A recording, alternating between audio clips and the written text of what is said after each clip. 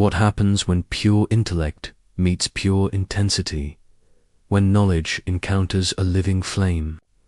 History remembers the meeting of Rumi and Shams, not as an intellectual dialogue, but as combustion.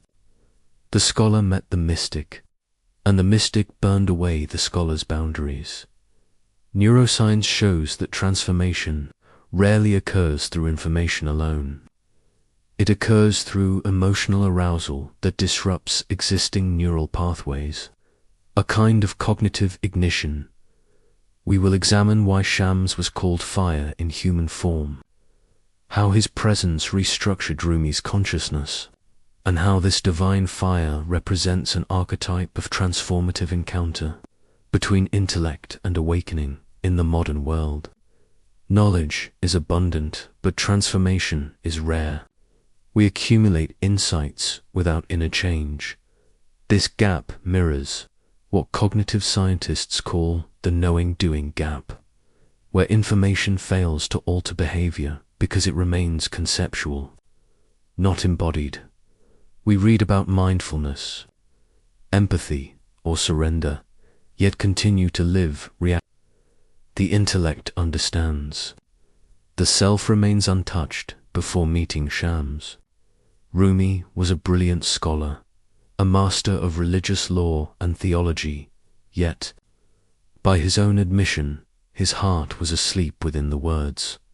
What kind of force, emotional, spiritual, or cognitive, is required to ignite knowledge into realization? Shams offered an answer.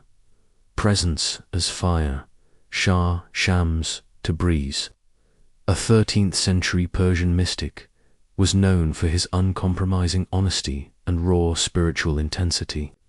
His relationship with Rumi was less mentorship and more alchemical reaction. Shams rejected performative religiosity.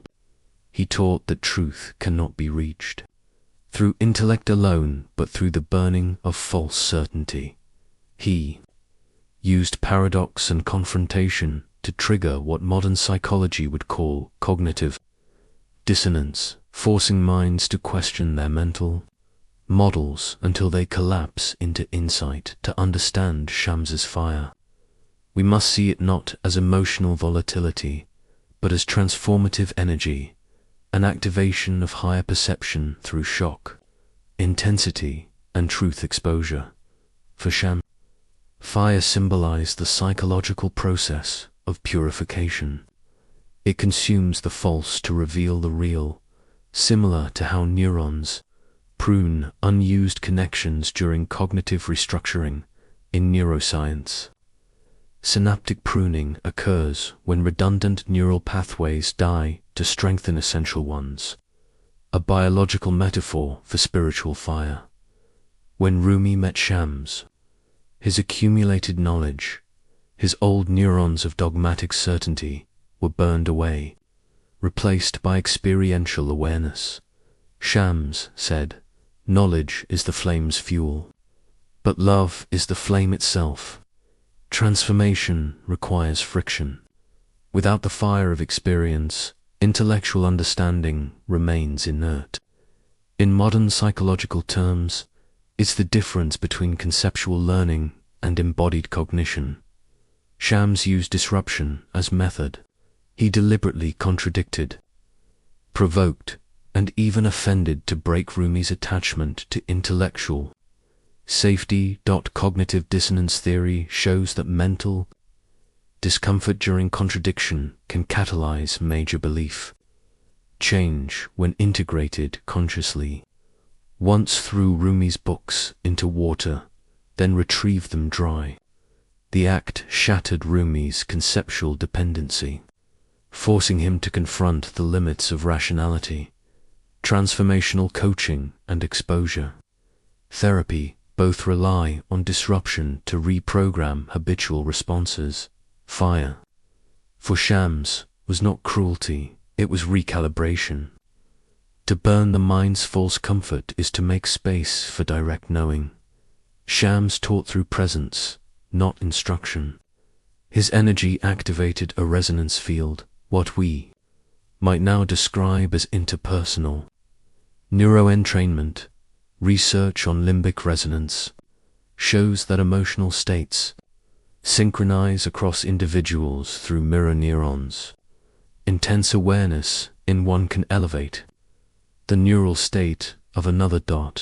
Rumi described, feeling as if a sun rose inside his chest upon meeting Shams, a classic phenomenon. Account of energetic entrainment. Great mentors, therapists, or spiritual figures often catalyze growth, not by words, but by energetic congruence, their nervous system models. Coherence. Shams's fire was thus bioemotional resonance, the heat of a coherent consciousness capable of reorganizing another's state of being. The ultimate secret behind Shams's fire was love, not sentimental affection, but the raw frequency of unity that dissolves duality. Neuroscience of attachment shows that secure relational bonds foster neuroplasticity, the brain's ability to rewire. In mystical terms, love is the secure base that allows the ego to dissolve without terror. Rumi's poetry after meeting Shams reflects this. He shifted from reasoning about God to experiencing God through love. An ontological shift supported by effective neurobiology. The fire was love under pressure, the kind that burns illusion but not essence. In cognitive language, it's the collapse of dual processing into unified awareness. Shams's fire both destroys and gives life. What it burns is form. What it reveals is essence. The intellect fears this process because it dissolves its boundaries. Yet dissolution is the precondition for higher integration, just as chaos precedes neural reorganization. This mirrors transformative stress theory, growth through adaptive breakdown. Stress, when embraced mindfully, reorganizes the self at a higher complexity.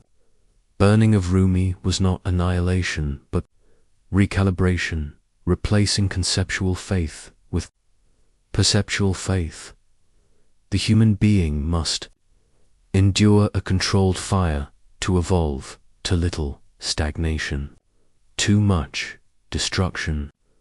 The art lies in surrendering consciously. There are 3 fires of transformation. Cognitive fire. Question your inherited certainties. Use self-inquiry to dissolve rigid narratives. Emotional fire. Consciously face discomfort instead of avoiding it. Emotional regulation strengthens neural adaptability. Relational fire. Seek relationships that challenge your comfort zones but honor your growth. Studies on transformative learning show that identity shifts occur when intellectual, emotional, and social dissonances converge under reflective awareness. Shams's fire was precisely this triad: mental challenge, emotional intensity, and relational presence, calibrated to awaken dormant consciousness. Transformation requires friction. Without heat, knowledge remains theory. With fire, it becomes being. When Rumi met Shams, knowledge met fire, intellect met presence, and the result was illumination. In contemporary terms, Shams's fire symbolizes neuro-emotional coherence, the alignment of thinking, feeling, and awareness. Transformation, whether in the 13th century or today, always begins the same way, when something within us dares to stand in the fire of truth without running, when the heart burns clean. The light that remains is not Rumi's or Shams's, it is the light of the real itself.